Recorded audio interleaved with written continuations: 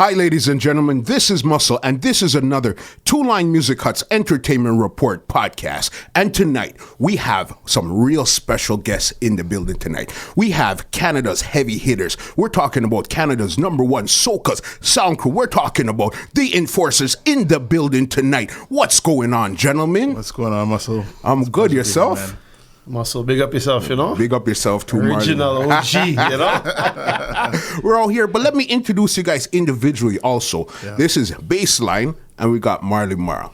You know what I mean? Yes. That's it. All right, so how you guys doing tonight? Good, man. It's a pleasure to be here. I've been, watching what you've been doing and been doing some great work. So thank you. Yeah, you know what I pleasure to be mean? here. Yeah. You're good too, Marl. Everything's blessed, can't complain, you know, we have life, right? So, Yeah. I know you guys I are look at it, so. fresh from the radio station right now, G98.7. Yes. Soca Groove. Yes, You know what I mean? yeah. How was tonight's show? Oh, great. It's kind of the last lead up before the Carnival kickoff. So, a little extra energy and, make sure everybody's in the zone for Carnival. Ready to go. That's it. The vibes is good. We got to make sure the city has the music on lock, you know? Come on. You guys are the big heavy hitters. So definitely, if anybody's going to know or show them what's going on, it will be you guys. You know what I mean? Oh, thank you.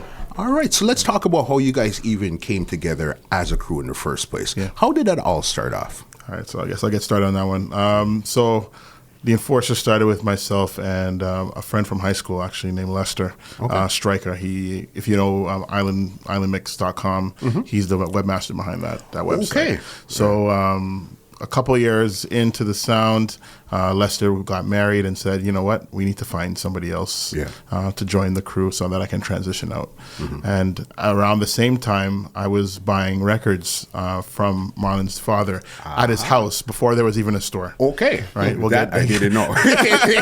Right? So, because it's hard to get records, you can't get them everywhere. So he used to bring in records from Trinidad or the States or whatever, and I used to get some from his house. And one time I went to his house and Marlon answered the door.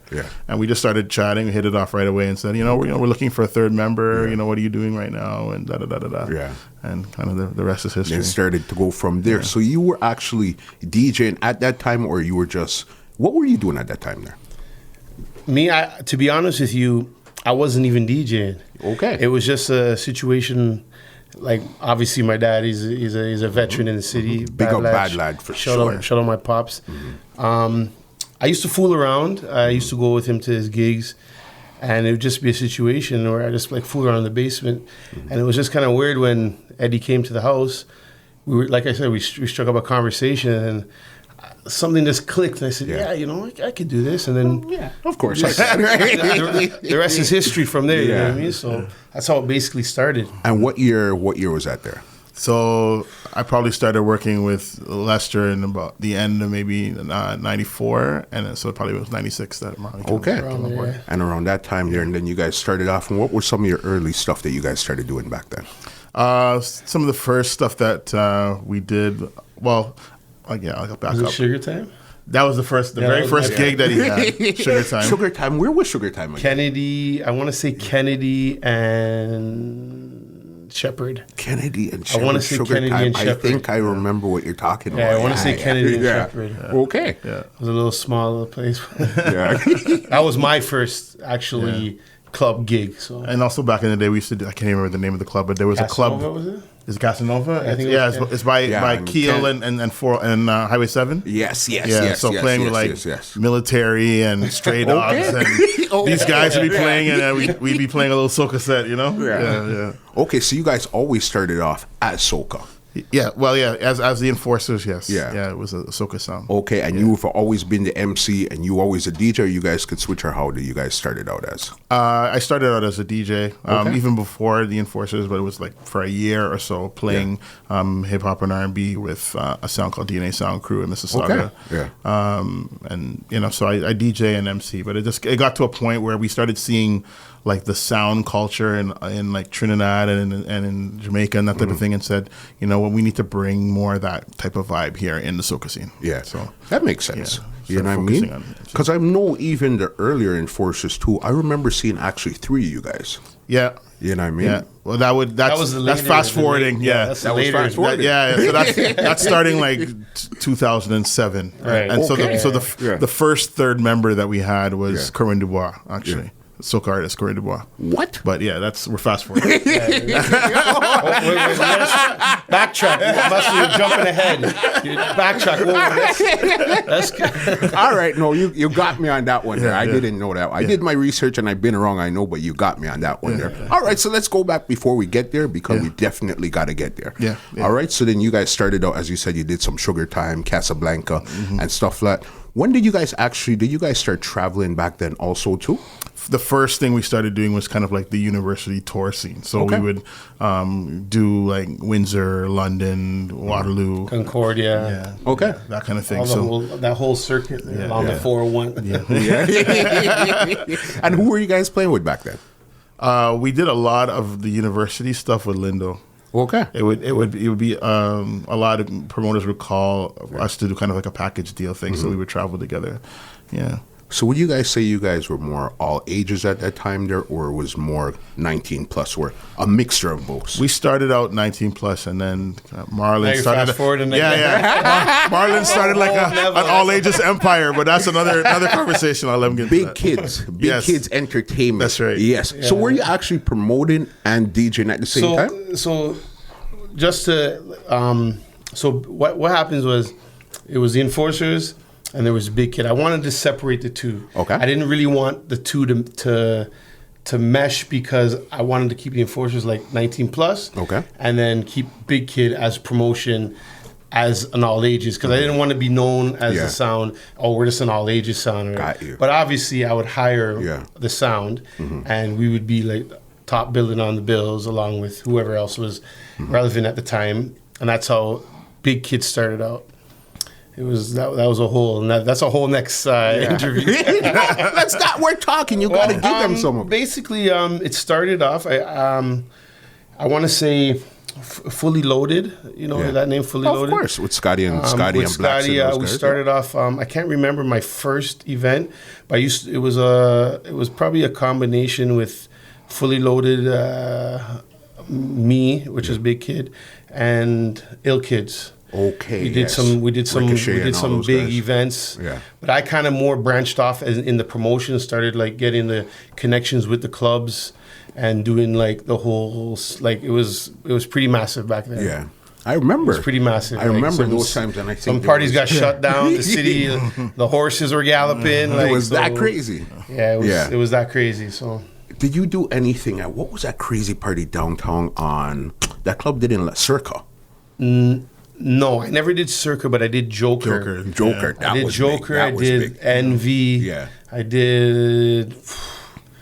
Man, I can't remember all the names because they've changed. But like, the big ones were Envy. Yeah. And the big one and Joker that I would have done that would have like lots of people, and then the Caravan on Monday we always used to do Canada Meets America. Yes, that was a huge party like that we used to do every year and I think must have did it for probably like 13 years. Okay. Probably. Yeah. Going on there. Yeah. And a lot of people got birthed from that that party. Like series. who are we talking about? Like just a lot of people in general. Like a lot of like I don't want to say I shouldn't say birth, but a lot of people were on that are doing huge things now, right? Yeah. Prime example, we got Charlie Brown. We used to link up with Legacy back when it was Legacy. Yeah. Shout out Charlie B. Future got birthed on for sure on one of the Canada Meets America. Yeah. Okay. He's with EXO now. Brooklyn. Yeah. I don't know if you know Brooklyn. Yeah, of course you know Brooklyn. So Brooklyn was birthed on a couple. Okay. But mind you, these guys they were doing their old stuff. Yeah. Breadfruit, as we know it too, right? So like it was a whole movement back then. Vertex, I got to shout out all those guys because you know what? I respect every one of them. Yeah. Because everyone is doing their thing now, you know what I mean? Yeah. And I got to shout them all out. Yeah. That's crazy to know that you guys seen the scene from back then. Yes, you know what I mean? And made those type of movements. Yeah. You know what I mean? What actually made you guys say, okay, we don't want to just be DJs, but we want to also be promoters also? What made you actually take that business step there?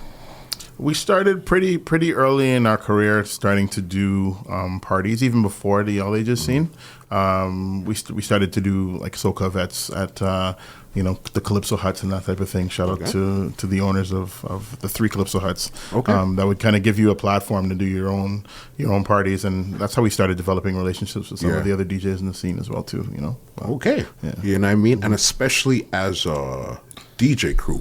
Because when it came to soca, there was a lot of crews back then, but then a lot of people started to disperse and do their own thing. Right. You know what I mean? To me, you got to invest in yourself, right? You know of course. Because if you're not going to invest in yourself, no one else is going to do it, right? Yeah. And when you do that, then obviously people want to invest in you too, right? So, But that's why I tell somebody, even today I was driving with my wife and we heard something and she said, that's a pretty bold statement. But I said, if you don't believe in that statement in yourself, you can't expect anybody else to believe that also. Right. That's right. You know what I mean? Yes. That's so crazy there.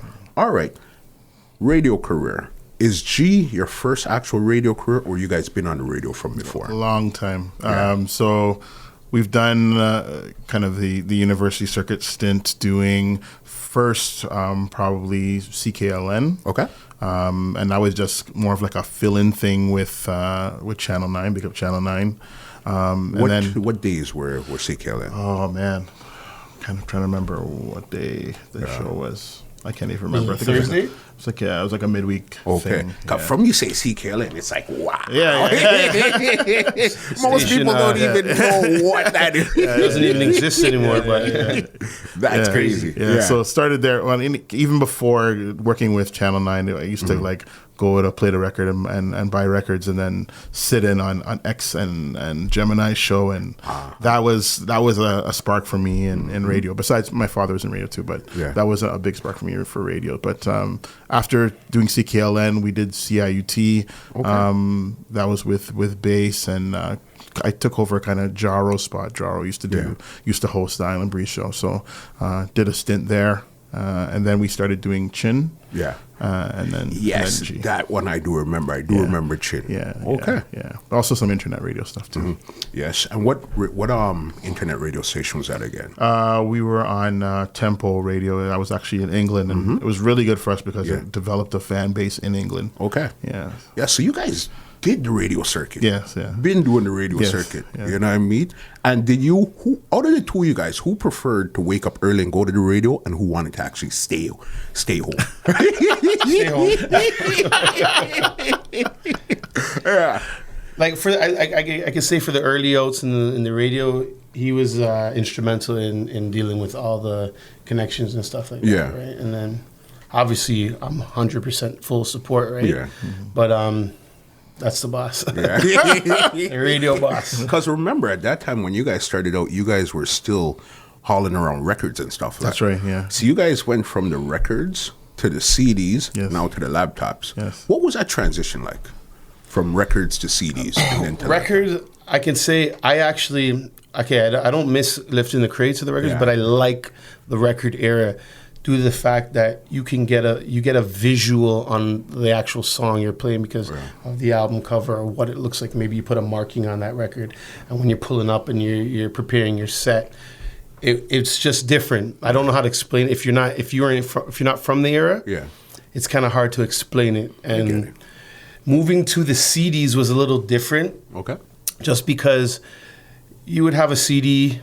Maybe a rhythm came out, it was missing 2 of the songs off it. Then you'd have to have that CD, whatever, with those 2 songs in it, and remember, these 2 are on that rhythm there. So we'd have 3 and 4 CD binders going into the dance, and you gotta memorize where your CDs are in your binder, if your stuff isn't like meticulously organized, right? Yeah. But I don't miss that. I actually like the records, and I like the actual laptop. The CDs, I could skip that era. You could skip that one. Yeah, to be honest, And it's funny because I actually pulled out my CDs the other day because I was looking for like we had some dubs all over different CDs, and I just was looking for a particular one, and I can't find it still now, but I got to dig it up somewhere. So same thing for me. I do not miss carrying records, but I do miss the feeling and the memory that you have to songs. Like I can remember some of those old records that I've purchased and 100%, when I got them and why I got it, and and so it always has that kind of feeling, and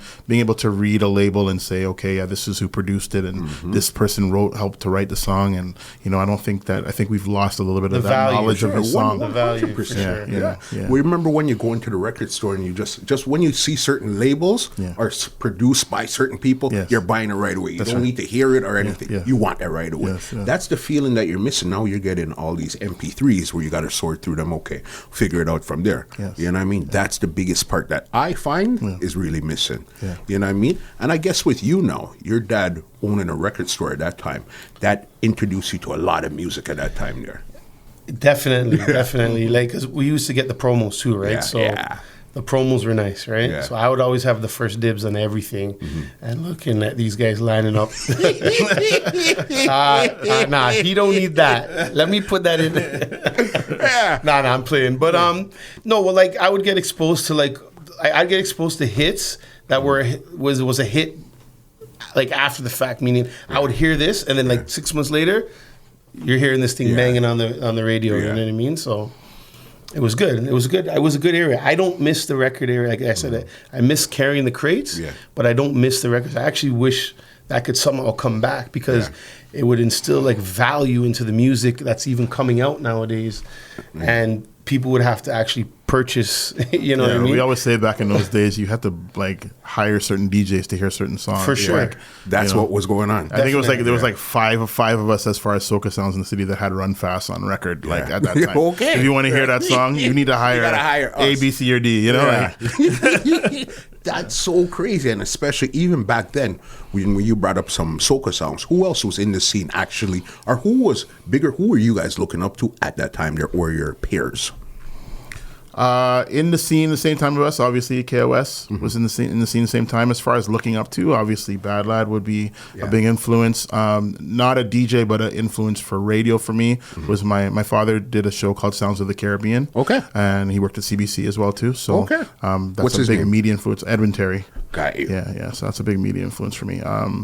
As far as other sounds, again, we used to look at the sounds that were coming out of Trinidad at the time. So the sound system movement with Radioactive and Jugglers and Excalibur was a big thing at the time, and we wanted to bring that vibe with the MC DJ thing. So that's definitely big. up here. I can say like, and still to this day, it's my pops. Yeah, he's my inspiration. You know what I mean? So I look up to him, because that's the whole reason, to be honest with you, why I even got into the whole DJ thing. You know what I mean? And I was just like, I'll like tell a little story. It's just I was at a little event that they were doing, and I was watching them, and I was saying, you are responsible for these people enjoying themselves, right? So when I got my turn, and actually my first, I wouldn't say my first gig, but like my first real party where it was probably just us playing, and like it was from beginning to end. You get a natural high, you know what I mean, and the feeling I can't describe it, but it's like, it's nice, you know what I mean. And the good thing with it, that high, you always get it till this day because you have that passion. Yes. You know what I mean? Yes. That big passion. Yes. What were some of your early dubs that you guys cut as a soca song back then?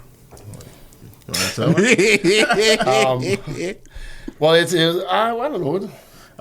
Kevin Little, we have Kevin Little. Turn Me On. Early Square One stuff like even Andy Armstrong and Dan Allison.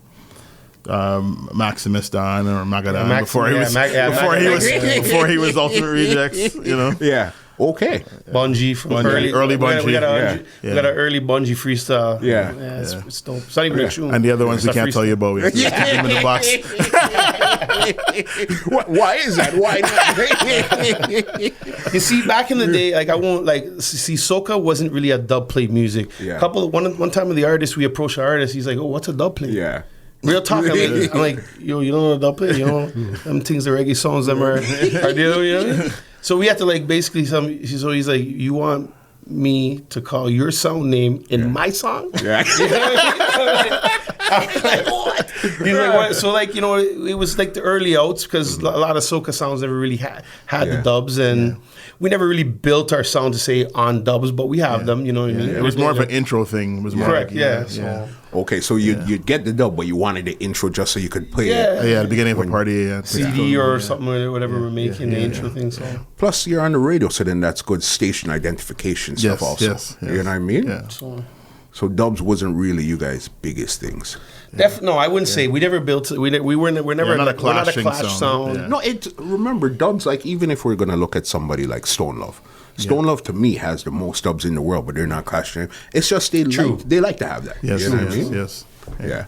You guys cut reggae dubs too, or just more soca dubs? We do have some. Yeah, We have a couple, some, nothing drastic. I wouldn't mind some more, but the reggae man's heavy. You know what I mean? It's, stacks, right? You know? It's why you say it's a big difference. Oh yeah. So don't get me wrong, like you know what I mean. But yeah, we have a few. You know what I mean? So. That's so crazy there. Yeah. What was the scene like when you guys were coming in? Especially, you guys came into the early soca scene. Yeah. This is when everything came from calypso to soca. Now, young people are getting involved. What was the scene like back then compared to even right now? Well, I think a big thing for us, I'll make the distinction now, that we kind of set ourselves from the pack where a lot of the guys were doing their own soca events and concentrating in the soca scene. Mm-hmm. We really made a name for ourselves kind of being that niche soca DJ in an urban market. So we started doing some of the early like soca reggae rooms at clubs and being the traveling kind of Caribbean DJ with like a Baby Blue or even Ill Kids a little bit later in our career. But like we really started to establish ourselves as being the ones in the party to play the Caribbean music in an urban setting. Yeah. That was really you guys' distinction. Well, the reggae and soca room, it was kind of crazy because I remember we had a weekly Saturday at Envy, and till this day, like people will even come up to me and say, "That's what I heard of you guys." I used to wait like line to get up in that floor. The third floor would be moving. Like, that was the floor, you know what I mean? So and we used to play all night. It would be me and him. Yeah. And it would just be us from the beginning to the end. Yeah. I think to this day, that's probably one of the moments that really helped shape us because it's every week you're trying to perform at a certain level because the room started to build a name for itself, and it's just us all night. So learning how to really kind of pace yourself and excite the crowd and all those type of things. To this day, we still hold on to those things. That's big, right there. How have you seen the scene change overall from then to now? I can say the scene has changed from the actual clubs being the resident party events to now your special events happening, once or twice a month. You'll have like people will do their signature events. Yeah. Yes. That's big because like me personally, like I don't really go out, like not to say I don't go out, but I don't even know what the residencies are right now. Yeah. And I would say I should know that, right? But I don't know if they're probably still there. But they don't stand out in my head to say, hey, if someone's in the city, where do I got to go? I'm looking at a special event to send some people to if we're out of town or if we're not doing something at night. And then...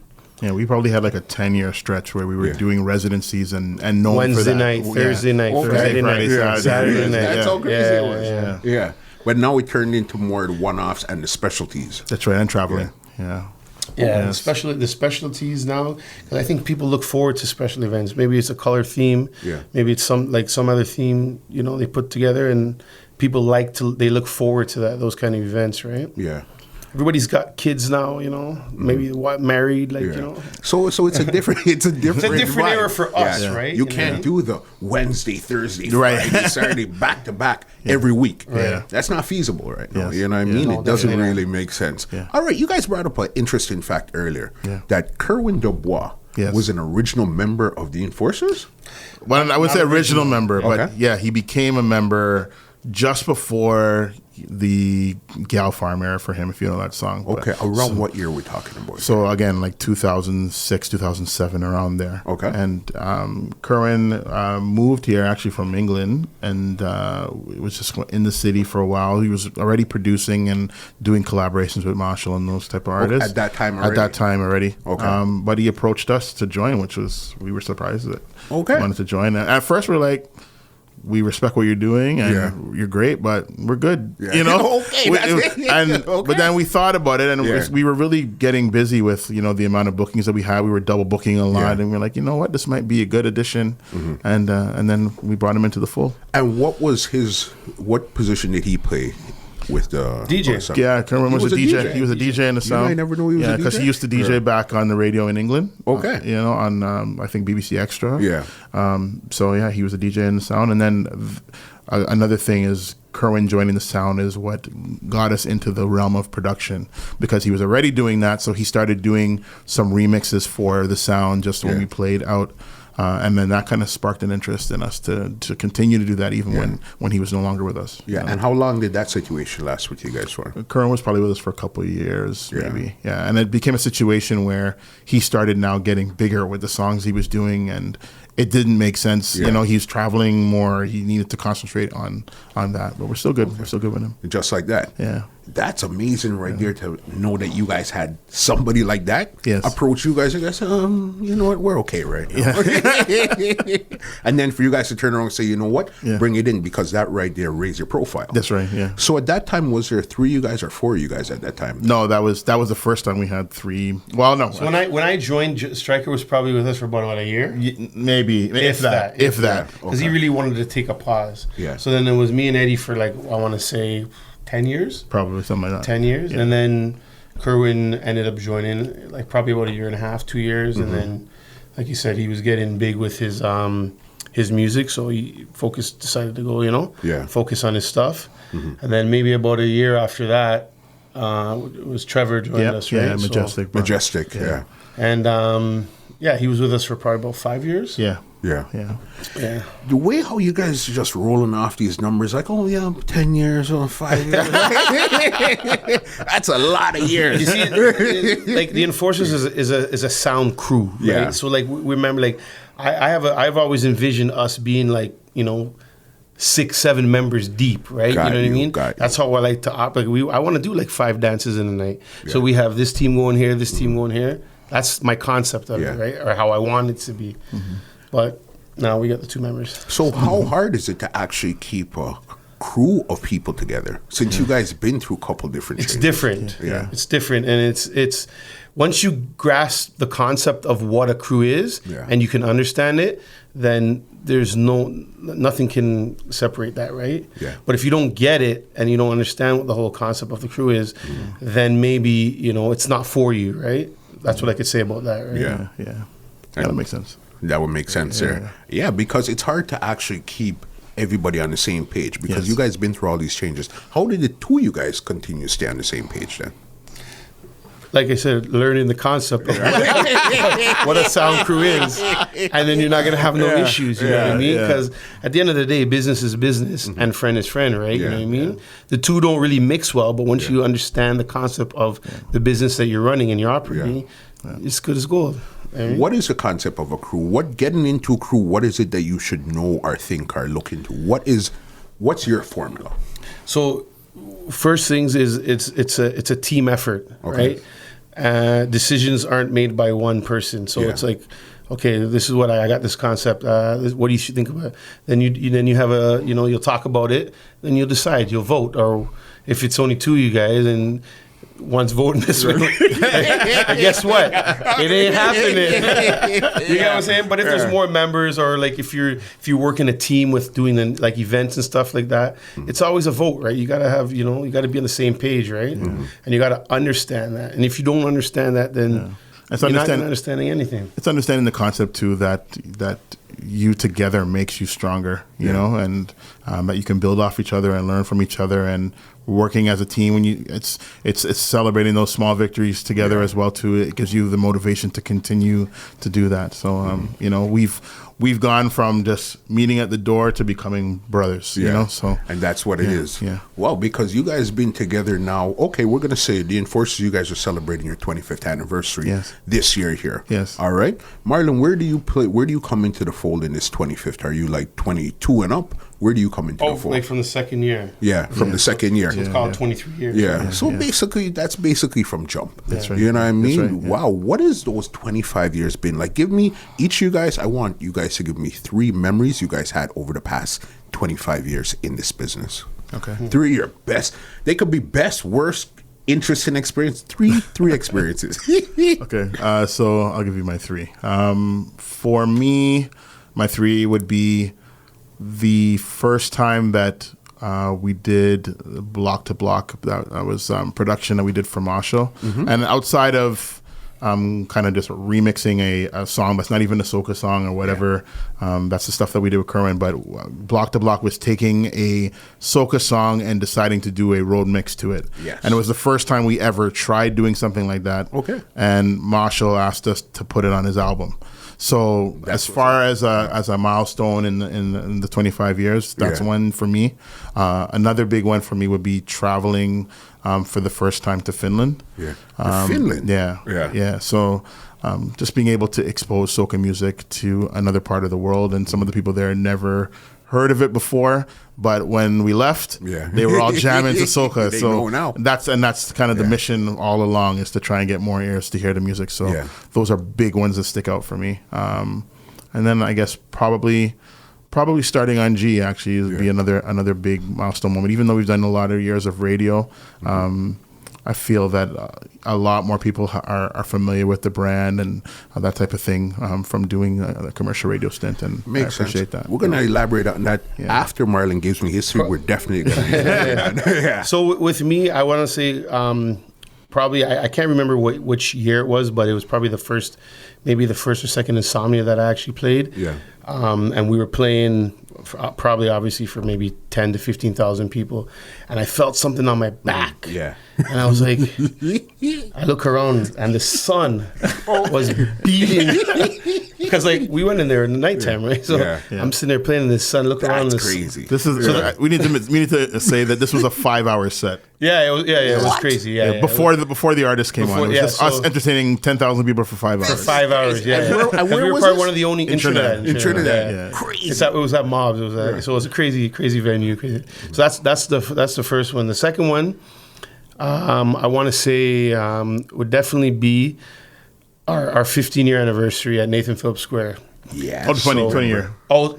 Yeah. 20 years. Sorry, not 15 years. I remember 20-year anniversary at Nathan Phillips Square. That was just because of where it was. It was our city hall square. Yeah. It was our 20th anniversary, and we had Allison Hines there. So it was just everything. Just the stars aligned, and that was a good moment for me. And then. About how many people you guys had there that night? About 10,000 people. Yeah, the square was packed. 10,000. Square was packed. Yeah. Crazy. And then doing the Uber Soca cruise. It's a recent one. Doing the Uber Soca cruise, just because of what it was. I mean, what it is, I should say.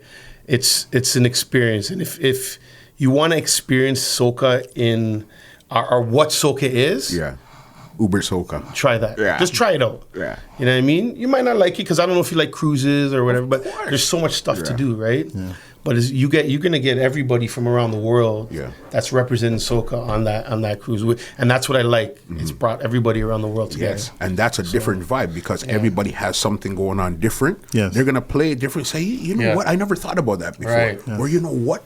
I never heard that song. Let me try bring that back home. And it's so many different vibes in one place, but towards the same goal, which is soca. I think you're even seeing it influencing the artists and the music that's coming out for carnivals after Uber Soca. Yeah. They're listening and watching the reaction of islands maybe they weren't paying attention to before, and now it's influencing the way that they produce their music. Yeah. Definitely. You could see that change there also. Yeah. No, that's big. Yeah. Let's talk about G here. How did you guys even get to G in the first place? What was that like? So, something that people don't know is the first music that you probably heard on G was probably the Enforcers, but we weren't officially on the station. Okay. We were just asked by the management to do mixes and not put our drops in it. Okay. And when they were playing music and still kind of setting Before things the up. station was even like G98.7. It was music's running, but there's no announcers on the air. And it was you guys. It was just our mixes running in the daytime. So that's our first kind of introduction to G. We were involved in some of the meetings that they were having, even with ministers and stuff like that, to kind of rally for the station before it started. But as far as officially getting hired to be on the station, Marlon has to tell you that story. Well, Well, here we go. This is what happened. First and foremost, I want to say rest in peace, Mr. G. For sure. G was that man. He was a guy I can talk really highly of. He gave people opportunities. Okay, so then hold on. Let's do this. Let's stick a pin because I was going to ask you that. Okay. But since we're here, let's talk about that. Okay. You know what I mean? Yeah. What was it like working with him and then hearing the passing of Mr. G? What was that like? Okay, working with him. Okay, we didn't work with him directly. So we were there on Sundays, but obviously we'd have meetings and stuff. But our show was actually right after his as well. And his show exactly. He was just he was a straightforward guy. Yeah. Like he was his business, you know what I mean? Okay, you approach him with an issue or a concept or something you want to do. He's like, okay, let me know what is it? Like, what do you want to do with it? Yeah. And you got to be real. He's straight up. He's a straight up guy. I would also say from the jump, from the time that he kind of brought us on board, I always felt that he was supportive of us and what we were doing and believed in our ability to be on the air. Most definitely. You know, so that was very present in every kind of interaction that we had with him. Okay. You know? Makes sense. You know what I mean? I definitely wanted to know like what it would have been like because I never interacted with him. Yeah. I did voiceovers and stuff played on the radio, but I never interacted with him, period. Yes. Yeah. So I guess he was a very straightforward, no nonsense type of boss. Right. Yes, definitely. You know what I mean? Yeah. What's some of your fondest memories, even if it's a one-on-one interaction you had with him that you could remember? How we ended up getting the okay, so you see the story came full circle. Like not too many people know this story. Some people know it, but not too many people know the actual story because we used to do special guests with Kerry on Kerry's show. I believe it was a Thursday night. Yeah. We would do like reggae, like we'd do like live in the studio, and I want to say, well, it was me who was there one day. We played a non-radio edit song on the radio.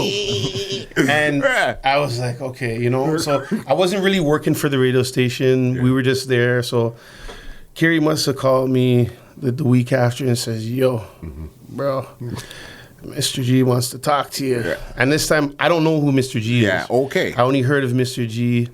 And I was like, well, what's wrong? Right? I was like, because I mean, it could go two ways. Because like, I don't owe him anything. Meaning like, there's no loss. The only loss it would be is me not ever playing on the station anymore. Because you're not hired. So he's like, he says, Mr. G wants to have a meeting with you regarding the song that I played that was not a radio edit. Yeah. Right. So I'm just like, okay, here we go. Yeah. So, anyways, I met with him and like it went from like I don't want to say it was like a disciplinary meeting because he just wanted to know who this guy was that was playing on his station that played this song that because you have to play radio edits. Yeah. Because if you don't, then there's consequences. Exactly. Right? So he just wanted to know who it was. So it was just like it was a crazy situation where I ended up meeting. I told Eddie, I said, "Yo, I gotta go." He's like, "Oh, good luck, bro." Good luck, bro. So, anyways, I ended up meeting with him, talking with him, and it just kind of went. The meeting kind of went full circle in there when I was talking to him, because then he realized, like, I guess maybe Kerry must have told him who my dad was. So then he's like, "Oh, so Bad Lad is your dad, eh? I have a lot of respect for that man." You know? And I'm here sitting here because I played this tune on the radio. So whatever, fast forward everything, and then it just basically, I kind of called to myself, it was like a disciplinary meeting that kind of transferred into like, okay, you guys are hired now for the radio station. And that's how we got the show. Just like that. Just like that. Negative to positive. Yeah. Just like that. Like I said, not a lot of people know how it transpired, but it was just weird. It was just the time that they wanted somebody to fill the show. Yeah. The time that I actually played with Kerry on his show, and then to the time that we started, and the rest is history. So it's almost good that you played. Well, this is the thing. I wouldn't do it again. I wouldn't say that. That's not the message to take away. But it was weird, right? Because nobody really knows. Like, obviously, Eddie, my dad knows and stuff, but like nobody, like, obviously now people will know, right? Yeah. When he told you, "Hey, we're going to play on the radio," what did you feel? Well, no, this is the thing. So it was a situation where he thought like it was just me. Got you. So he's like, I'm going to give you, like, you know, so I said, listen, after he gives me the show, he says, I said, listen, I got another guy with me, right? Another guy. You know what I mean? I said, yeah. And I said, no, it's both of us or none, right? Yeah. So then I told Eddie, and he's like, yeah? Okay, let's go. Where we go? Yeah. Right there. And then that's it. Yeah. Just like that. Yeah. And how long has it been now? We started in 2014. From 14. So we're talking 5 years. 5 years now. Guess, yeah. How did you guys even come up with the name of your show? Soca Groove.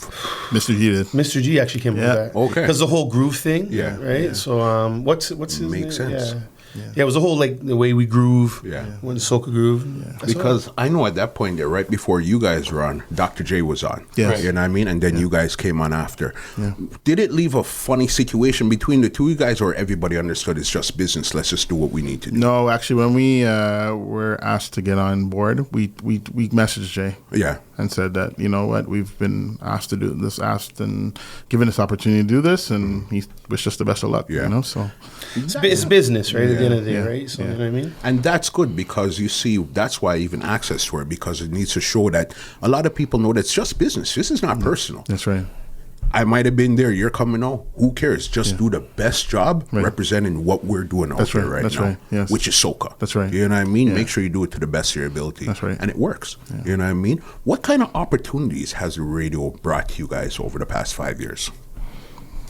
I think Uber Soca Cruise is probably an opportunity that's definitely come because of the radio. And I think the biggest thing is being able to, we go to a party and people come to us and say that, you know, I've listened to your show, I listen to your show weekly, and just being able to interact with people that enjoy our music. We might have been achieving that on a smaller level on other radio stations, or even, you know, doing mixes and that type of thing, but the feedback is instantaneous, I find, with G. Yeah. You know, so we go to a party and people are always talking about the fact that it gives you the opportunity probably for certain things maybe that you wouldn't even want to venture, or probably wouldn't have ventured into before. You know what I mean? Like you said, even up to last night, Saturday night, to be, oh man, we listened to you guys. Great job. So like, it feels good. Yeah. It feels good. You know what I mean? So. It would, because remember, when you're in a room, you're playing music, you get some phone calls, you might get some tweets and stuff like that, but you really can't see the people like if you're in an actual fete party or whatever, and you see the people them in front of you. It's a totally different feeling. So when you actually go out and shake hands and kiss babies, it's totally different. You know what I mean? That's so big. 25 years, eh? Yes. 25 years. It's crazy, because even when you mentioned Baby Blue, and I said, hold on, you guys were playing with Baby Blue and all these guys at that time there? Yes, because that's a different era. Like the Atlantis days, we used to do Vince Carter's birthday party, all that stuff. Yeah. Holy smokes. Yeah. I had I remember, this is off topic, but it's the same line, but I had a car maybe about 20 years ago, I guess. Yeah. I drove that car to Windsor in fourth gear because fifth gear didn't work. And it was just... the stuff we used to do, it's crazy. Because, you know, we're younger. We're just, like, pile up the records crates in the back. I used to pack the trunk. Like, you couldn't get nothing else. Yeah. You know, these guys were like, yo, where did all this stuff come from? The car. You got to the whole back seats were full of record crates. Yeah. Crazy. But you see, with the time, even you're saying record crates, the real difference was, you see when the DJs, especially like if you're double booked and you're coming your second booking, as soon as you come through that crowd with your record crates, it's a different energy. It's like the DJs are here, they're here. Yes. Now when you just come on with your knapsack, it's just like you just walk through the crowd, nobody sees you. And then when you pop up on stage, now that's when you just, you know, call up and ask a couple of your boys, hey, what are you doing today? You know what I mean? You want to get in for free? Come on, left to box. That's crazy. What's been the biggest lesson you guys learned over the past 25 years? The biggest this music business has taught you guys in the past 25 years. Be consistent. I think that's the number one thing that I've learned. It could be through how you perform on stage in front of a crowd of 5 or 5,000. Yeah. It could be the signature events that you want to present to the world. It could be how you present yourself to the world, be it radio and be it live. I think consistency in this game is absolutely key. Yeah. I'll add to that consistency. Definitely loyalty for me is a big one. Yes. That's huge for me. That's like number one. Yeah. You know what I mean? 100%. You know what I mean? You have to be loyal in this game. Yes. You know what I mean? Because that's what's going to carry you. Loyalty and relationships is what's going to carry you to the next level in this game. Because it's big, but it's really small, you know.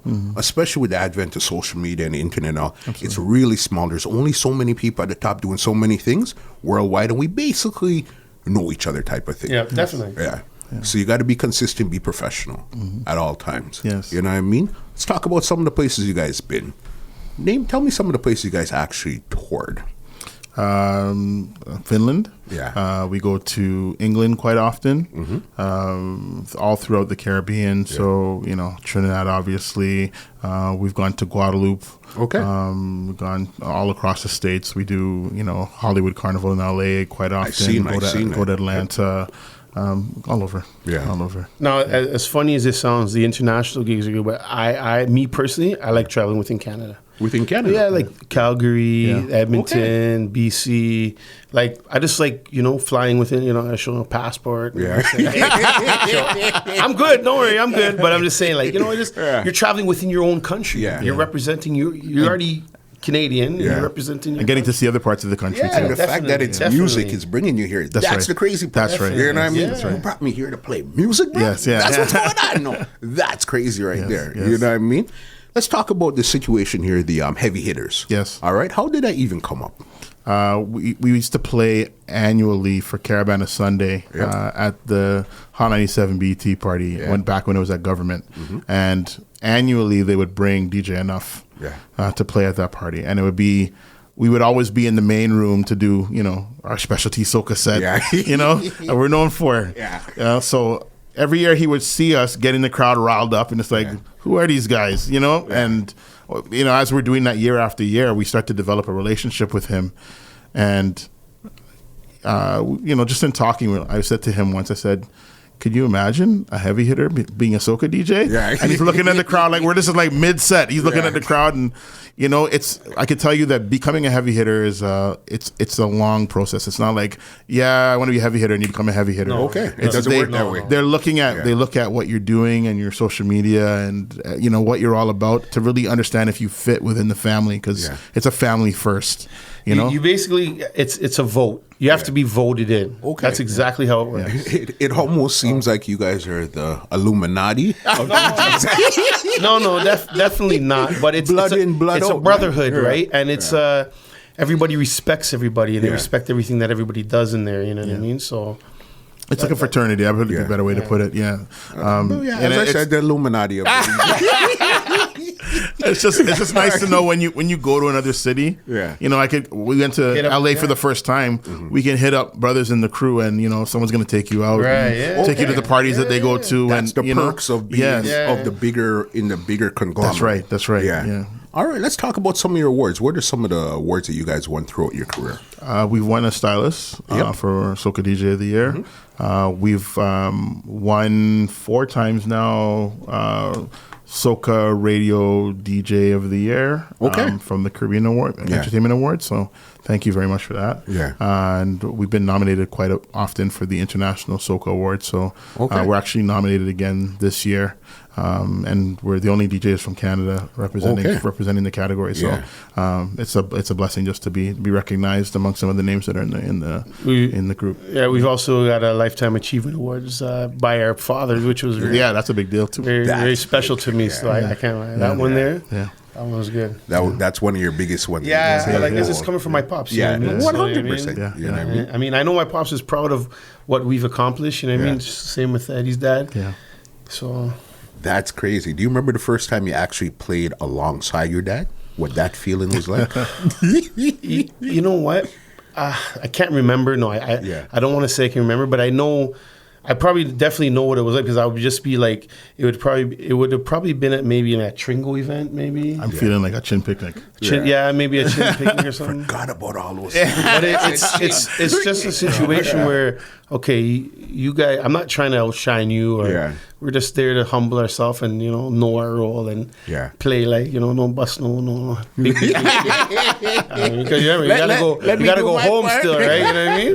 Remember, I don't have my own place sometimes, right? That's crazy. You know what I mean? Wow. When I was talking to you guys just now, bringing you guys up, I was telling you, say, listen, I know Carnival is next week. All right? This week coming up, as a matter of fact. And I seen you guys' schedule. It's crazy. It's crazy. Yeah. What could they expect from you guys this Carnival 2019?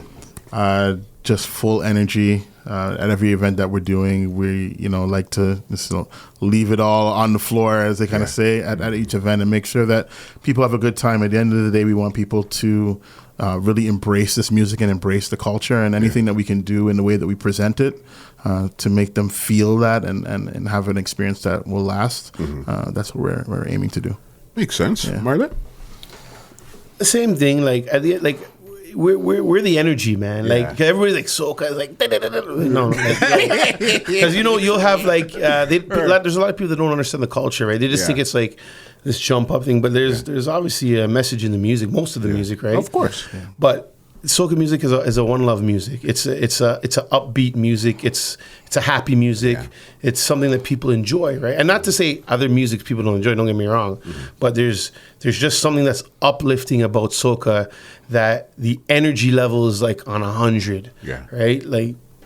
All the time. You know what I mean? And like you'll see a guy, like he'll be like jamming, and all of a sudden, we come, anybody want to hear, like, this guy will be like mashing on the mic and be like, get the tune ready. Right? So, it's energy, man. It's full energy, man. Full energy. So you'll expect that definitely from this Caravana. Or definitely. Toronto Carnival, I should say. Listen, I still say that's but what we know it as. To be politically correct, it's Toronto Carnival. Toronto Caribbean Carnival. No, you're 100% right. But us that grew up in it. Yes, it is Caravana. It's Caravana. Come on, man. It's even though there's probably some politics with the name. I don't know the whole depth of it, but it is Caravana at the end of the day. It won't change, but technically, legalities, I guess, whatever it is. That's what it is. We'll call it that. But we know it as what we know it as. And I mean, that's so crazy. And how have you guys actually seen the scene grow, soca music grow from the time you guys started to today? We were just talking about this yesterday. It's just like, soca is the thing. And like, I'm not just boasting because we're soca DJs, but we were there when soca was... especially playing in the urban scene. It was a fight. You had to work that much harder to try and get the forward in that urban scene, and to see with soca. Now it's like you go there. It's like they see you and they know you're the soca sound, but they might be the urban DJ and they want to play a 1-2 soca tune. Just, you know what I mean? So, but it's gone from it's crazy. It's blossomed. Bigger than I would ever have thought. Real talk. I mean, you tell me, like, how do you see it? Because you're not in the soca market. You're on the outside of it, watching it. How have you seen it? No, I've seen that it's definitely I feel like I'm interviewing Muscle here now. It's all good. This isn't G98.7. This is the Entertainment Report podcast. No, like just on the outside, because I want to hear from like you. Like, no, you've definitely seen it grow a lot. And it went from people would say that it's jump and wave. It's not about that. You barely even hear that right now. It's so much depth to it, and it has a real worldly sound to it. So anywhere you go, it could fit in. Right. So it's not like, hey, soca is this. Soca is part of the mix. Your top 40, soca, reggae, dancehall, every hip hop, it's all in that mix there. Like I was watching a clip on Instagram. There was a Sands. And I'm looking at the clip, and it wasn't reggae playing. It wasn't reggae. It was soca. Man. It's I heard this. Just today, you saw a clip of Jay-Z dancing to soca. That's all I gotta say. So it's gone clear, man. It's big, and like everybody who's been in it from the beginning. And not only the beginning, but everybody who's contributing to it. I got to tip my hand off to you, man, because you're pushing the bigger goal, right? So, and it's so global now. It's good. Even look at family. The sound of family, where it came from, who wrote it, who produced it, all of that was so different. 10 years ago, 12 years ago, it's Trinidad was strictly the dominant force. There was no room for anybody else. You would get Trinidad first, Barbados second, anything else third. You know what I mean? Third and fourth. But now, it's right across the board. You have stuff coming out of St. Lucia, out of Grenada, Jab, out of everywhere. But you also got to remember the level has stepped up. So if these other islands don't step up the game too, then they're just going to get lost in the wind. So they got to compete on like the level of music and the quality that's coming out. You got to compete. And fast forwarding it to today, even the Canadian soca that's coming out today is like on a different top level. notch. Okay. It's levels, man. All right. Like real talk. Who are some of the artists coming out of Canada right now? Big up Jax, big up Miguel Maestre, big up Shorty, big up Sticky Well. Yep. So much. Yeah. Who else is there?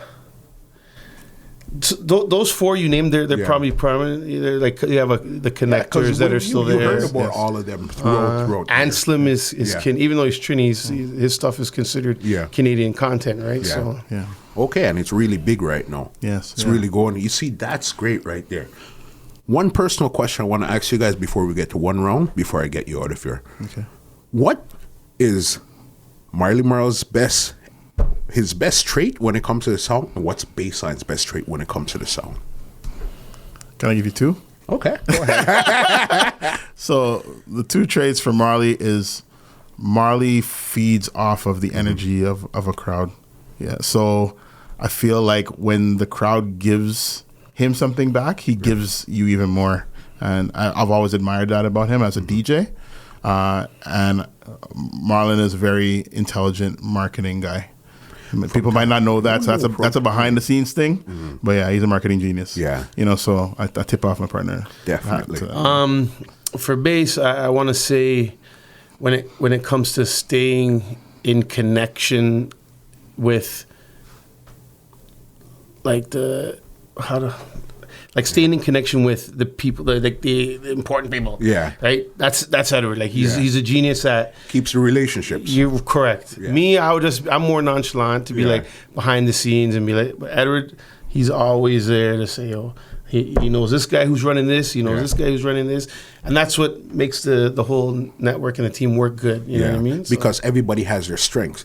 What you're lacking in, he makes up in, and vice versa, and that works. You know what I mean? That's so crazy. Give us one of your most embarrassing nights on stage ever. It's like, frig, this is happening?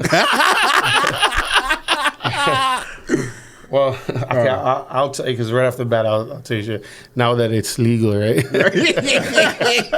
So, don't ask me. I think I want to say I was with Lindo one night. We were playing a dance, and I don't smoke really, you know what I mean? So I must have gonna just take a couple pull and thing, and then I'm sitting there like, I'm gonna go play next, and I'm like, yo, I don't know, mate, that song might have played for 3-4 minutes.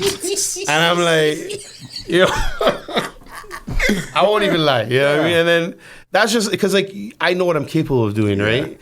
So it kind of like I was in like a little zone, right? Yeah. That would be an embarrassing moment. I don't know if anybody noticed it, probably. Yeah. Because I mean, the next DJ came on real quick after me, you know what I mean? So, but I don't know if, I don't know if the crowd would have noticed, but I wasn't my full 100. I mean, that's embarrassing for me. I got you. So yeah. And you? I wish I had like I slipped and fell off the stage story for you. Nothing like that. Yeah. Probably just maybe like listening to old mixes and just kind of cringing a little bit. Like, why did I do that? You know? That too. My first mix, actually. Yeah. My first mix, it was a reggae CD, right? I mean, because when I started, I was like more the reggae guy, and I was like wanting to play the reggae and stuff. So my first, it was a tape, not a CD, and I made it. So we're heading to New York with my dad and my rest of my family. So I pop in the tape and say, yo, put that in. I got some fire. So when I'm listening, like now when we're listening back to it, my dad's like, what? Like off mixing, like the snare is like, oh man, that double when you get so that was bad too. That was pretty bad. It was brutal. I wish I had it to this day so I could listen to it, but You probably have it somewhere, or somebody has it somewhere. Well, it was nothing that was given out. It was just a private, like a personal mix I did to throw in the car to listen. Dad, So it listen was to this. I nothing got some fire. Yeah, that's what it was. Oh, what the hell is this? That's crazy. Okay, I got a round here called Rapid Facts. Yes. Ask you guys some quick questions, and you guys just tell me back some quick answers, all right? Yeah. We'll go Marley to Bassline. What's the wallpaper on your phone? Oh, my kids. Me and my kids. Okay. Stock. Okay. All right. What was the last thing you Googled? A boat. I'm looking for a boat. All right. Last thing I Googled was the Calypso extravaganza because I had to ask some questions on the radio today. Yeah. Yeah. And you know that's actually going on across the road tonight, Yes, right? yes. Right across the road. Yeah, St. Peter, St. Paul. Yep. Yeah. Uh-huh. Okay. Are you a cooker or a cleaner? No, definitely a cooker. Okay. A little bit of both, but I'll say cleaner. Okay. Yeah. What was the last book you read or you're reading now?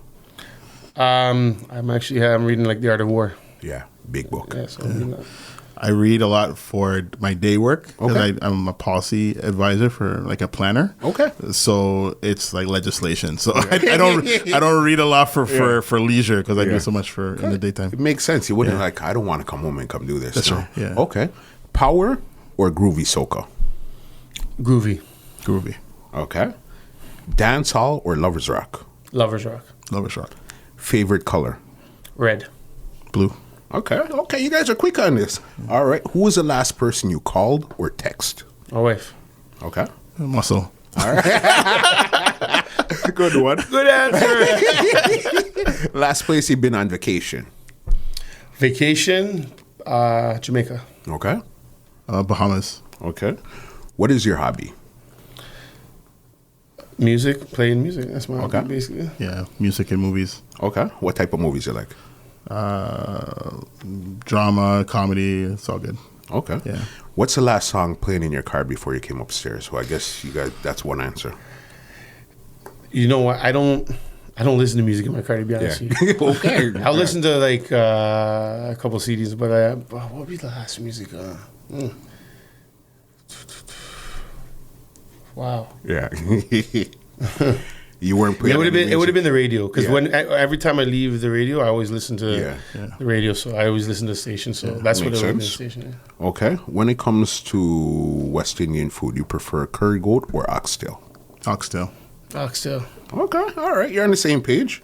What's your favorite song of all time? Wow. Yeah. Mm-hmm.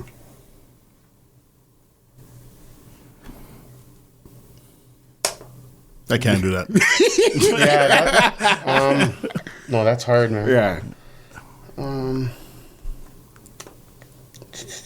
Wow. I like a lot of Motown, to be Okay. honest with you. Even though I'm like in the soca, Yeah. I like a lot of Motown. You know, Smokey Robinson. Yeah. Obviously Michael. Al Green. I listen to Motown. Okay. I like Motown.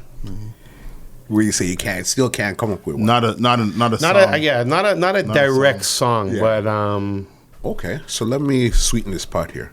Who's your favorite artist of all time? You guys. I'll say Michael. Like, to be honest with you, Michael Jackson. Okay. Michael Jackson's probably my favorite artist of all time. It's probably the same. Yeah. All right. One word or phrase you say too much. Amazing. Everything's amazing. Yo, guy. Guy's my favorite word of all time. I love guy. Okay. Are you an early bird or a late night owl? Both. Both. Why you say that?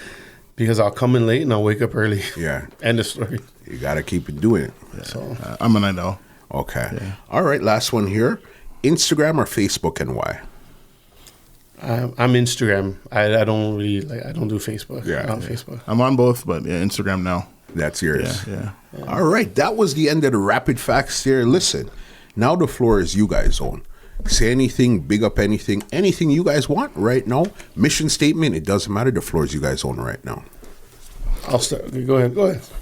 I just want to say thank you to everybody that has supported us over the past 25 years. It's really been an honor to be on the radio here in the city, and just to be part of kind of the Soca fraternity here in the city. So we appreciate the support. We recognize it and we feel it. And we're just going to continue to try and give you our best, and hopefully be remembered as a sound that, tried to elevate the game as far as soca music and promoting the culture. Okay. Yeah. Marley? Definitely. God, I gotta shout out For sure. the most. I don't want to specifically shout out any one particular individual, but anybody who's been instrumental in our career, hiring us, promoters, other DJs we work with, obviously my parents, anybody who supports us, definitely, we appreciate it, right? You know what I mean? And that's pretty much it. And I'm happy to be in the position that we're in to basically provide entertainment, provide music to the masses, and they enjoy it. Right? All right. Before I get you out of here, I didn't even get to ask you guys, how did each of you guys get your name? Bassline just started originally. I was playing hip hop, but still loving soca. Okay. So Right. Bassline came from the Bass Man from Shadow. It's a song that I love. Got So I guess I'll pick that as a favorite song. After the fact, but all right, I got you. Yeah. So that's how the name came about. Mine, I can't really remember exactly where it came from, but obviously my name is Marlon. Yeah. So Marley for sure is for Marlon, Yeah. right? And then Marley Marl came. I don't know where the Mar came. Maybe I just thought of it and said, "Hey, Marley Marl, Mr. Marley Marl, magic." Yeah. Right? So Got that's it. basically- Makes sense. okay. Leave some contact info before we get out of here. Catch us on our website. I think first and foremost, denforces.com, denforcas.com, and then of course we're on the socials. If you search for The Enforcers or Bassline_The Enforcers, you'll find us. Got you. Instagram, same thing. Instagram is The Enforcers, Twitter is The Enforcers, Facebook is The Enforcers. DENFORCAS is how we spell it. Yeah. And that's it. What does that name mean? It started out as Striker, our original partner, was Striker, the Soca Enforcer. And when we decided to come together as a sound, we're like, let's just shorten that. We like the sound of that. So that's where it comes from. That makes sense. And it was a license. Our logo is a license plate, so it's the abbreviation is D, and for, then it's SAS, right? Yeah. So and then how the spelling came, you gotta talk to Right. Eddie there. This, at the time, like even in I don't know, It was just like a short slang, I Everybody guess, was right? doing like these kind of slang spellings, and now I wish I kind of didn't do that, but it works. It's all it works. It No, works. man, it's Yeah. all right. I like it. Big name. Marley Marl. Yes, Muscle, It's and been- we respect A pleasure. Thank you for having us. You man. know what I mean? the Thank you, entertainment podcast. That's what it is right here. We're working, you know what I mean? We've known And each I other a appreciate, long you know time. what? This is like Toronto. Like I don't want to go over, but Toronto is the city now, right? Yeah. To me, it always has been, but now on the world stage, Now we could show Toronto is the city. Like, big up the Raptors. You know, we just 100%. won that. You know. Yeah. Big up Kawhi, even though you're gone to Clippers, but it's all good, you know. But yeah, so what you're doing is great. You know, you're thank you. documenting this, and like people will see this from years to come. You know what I mean? So Thank you. No, because you guys have a lot of history. As I said, 25 years, that's a lot of time. And even everybody in the industry, we have a lot of history that the world hasn't seen. And now we have platforms to put it on. We have these conversations and put it out there. Yes. You know what I mean? And that's where I think I'm just doing my part. I'm happy to be here to call, hey, could we do this? Yes. Okay, let's do it. Let's have a conversation. Even as a DJ, it's been interesting to just watch or listen to some of the podcasts and learn the history about some of our peers, you know. People that so I you've been appreciate playing it. with for the past That's 24 right. years, you didn't really know that one little story. That's right, that's You right, know what I yes, mean? yes. Yeah, man. No, that's amazing. Trust me. Bassline, it's been a pleasure. Yes. Marley Marl. original been a OG. pleasure. When Muscle used to carry the tape boxes on Galloway, I used to see you. Yo, I know you, eh? I know you, eh? Don't worry. Big up Two Line Music Head, trust Yes, me. sir, lads. yes. Big up, big up, big up. Thank you so very much. This is Muscle, and this has been another Two Line Music Hut's Entertainment Report podcast, and we are out. This podcast is brought to you by www.twolinemusichut.com.